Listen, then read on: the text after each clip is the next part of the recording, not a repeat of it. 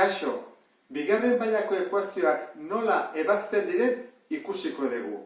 Hortarako jakin behar dugu bigarren mailako ekuazioak zeintzuk diran. Isa batek duenean berretzaile bezala bi.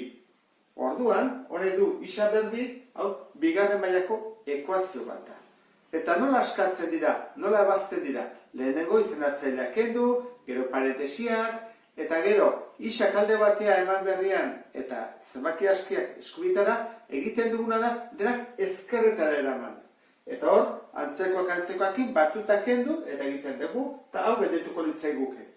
Beti hartatzen da, guk jarri bat dugu ordenatuta, handinetik txikienera, bigarren maila, lehenengo maila eta zenbaki askea.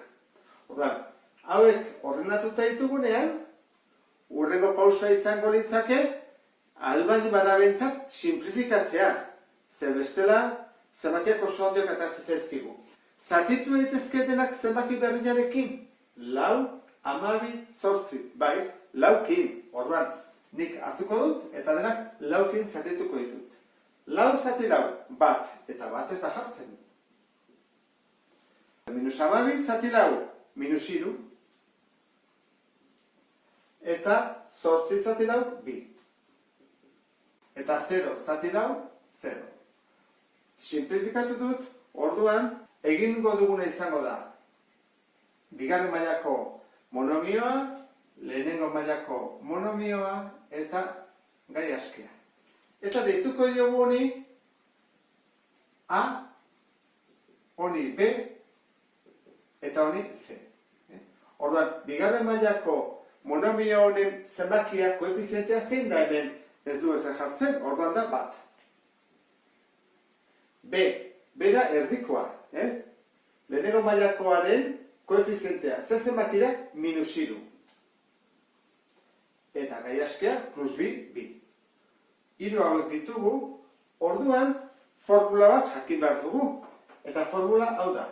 Isa izango da, berdin, zatiki bat jartzen dugu, hemen minus, gehi ken, erro, ken.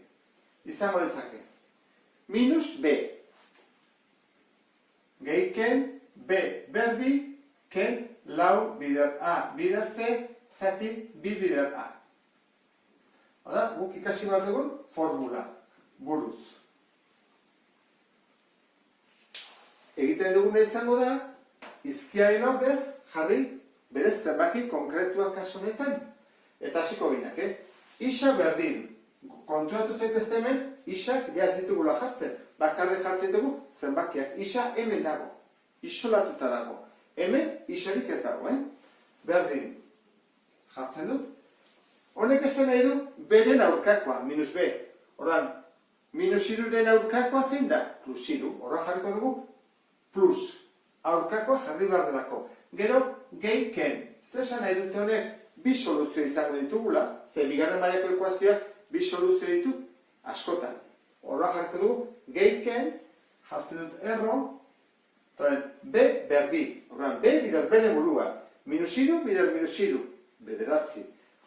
Gogoratu zaitezte, hemen lehenengo beteatako da plus. Zerbait bider bere burua, beti da plus. Ken. 4 bider A, bat. Eta C, bi. Zati, bi bider bat. Bi bider bat, bi utziko dugu. Orduan, orain egingo duguna izango da biderket hori. 3 gehi ken, bederatzi. Ken, 4 bider bat bider bi, 8. Eta zati bi. Jarraituko dugu, isa berdin. 3 gehi ken, bederatzi, ken 8, bat. Ezta? Eta zati bi. Bueno, jakin bat du hemen, baten erroa zein den. Bat bihar bat, bat. Hemen batzutan zehatzea zartatzen. Eta bestazutan, bai, guk prestatuko dugu zehatzea izateko gehienetan. Horra niko dugu, bat bihar bat, bat. Horra esan dugu, honen emaitzan dela bat. Jarriko dugu, 3 gehi ken bat, zati bi. Eta orain, erroketatik atea dugunean, hurrengo pausua da bi bide. Bada, gehikin egiten duguna, eta beste da, kenekin egiten duguna. Bat izango zake Isa bat da, hiru gehi bat zati bi, eta beste bidea da, isa berdin, hiru ken bat zati bi. Orduan, hiru gehi bat, lau, zati bi, bi da soluzio bat, eta bestea, hiru ken bat bi, bi zati bi bat. Ikusten ez bezala, ekuazio honek, bigarren mailako ekuazio, izango luke behintzat. Edo isa bi soluzio bat, eta isa berdin bat beste soluzioa. Bigarren mailako ekuazio honetan, ikusten ez bezala, desordenatuta dago. Lehenengo behar duna da, ordenatua jarri. Bigarren mailakoa lehenengo mailakoa, hau da, ondoren, gero, minus bi, berdin 0. Horren artean ezakegu A, B eta C. Baina lehenago, albaldin badugu, saiatuko gara egiten zati bi, zati hiru, zati lau. Kaso honetan, dugu lau, 6 eta 2, zatitu daiteke bikin, torran, gerituko zaizkigu, simpleagoak. Baina ez bikin bakarrik, baizik minus bikin. Zergatik, egiten badutenak minus bikin, minus, gerituko zaizkidunak positiboak. Orduan, zatituko dena minus biki. Orduan, minus lau, zati minus bi, bi positibo. Minus 6, zati minus bi, hiru positibo. Eta minus bi, zati minus bi, bat positibo. Eta ikusten zuen bezala, askoz simpleagoa dau, hau baina. Horren bai jarrezaketela, adibidez, A zema den, B zema den, eta C zema den.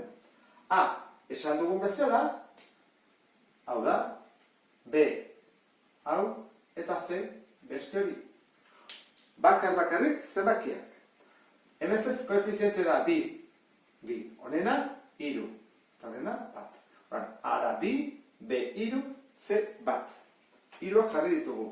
Orduan, hemendik, formula, badakigu buruz, hau buruz ikasi bat delako, eta jarriko dugu. Isa berdin, isa isolatu dago. Hemen ez dago isarik, Beren aurkakoa, hiruren aurkakoa, minus hiru.